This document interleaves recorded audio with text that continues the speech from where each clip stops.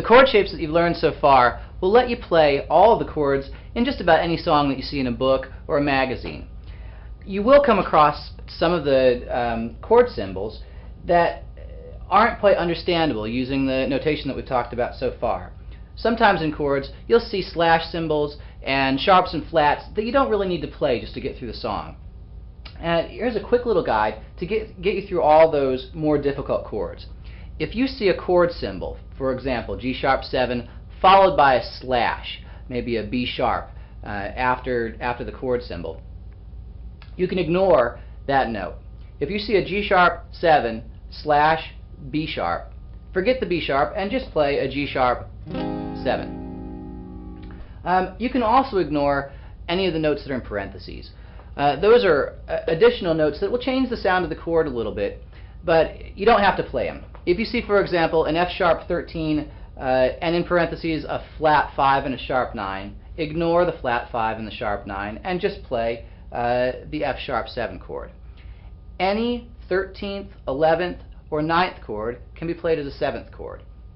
So if you see, again, an F sharp 13 with a sharp 5 and a flat 9, eliminate the sharp 5 and flat 9 in parentheses and take the 13th chord, make it a 7th chord. So F sharp 13 with a sharp 5 flat 9 you can do just as an F sharp 7.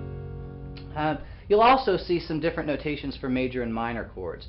Major chords tend to have a large M, the letters MAJ, or a triangle. If you see any of those symbols, a triangle, a large M, or an MAJ, play a major type chord. So a G sharp with a triangle after it, or a G sharp with a triangle after it and a 9 and some things in parentheses, you can simplify that down to a G sharp major chord. Find the G sharp and play a major chord. The symbols for minor include a small m, a minus sign, and the letters MIN. So if you see, for example, a B flat with a minus sign and a 9th after it, you can simplify that to a minor chord on B flat. So that would be B flat minor at the 6th fret. If you see a single note name, G or C, that means play a major chord with that root note.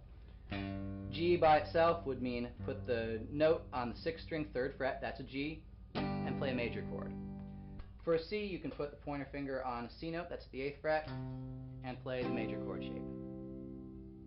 Also, if you see the number 6, reduce that to a major chord. So a C sharp major 6th, put the note on C sharp, play a major chord. That'll get you through most progressions that seem a little more complicated.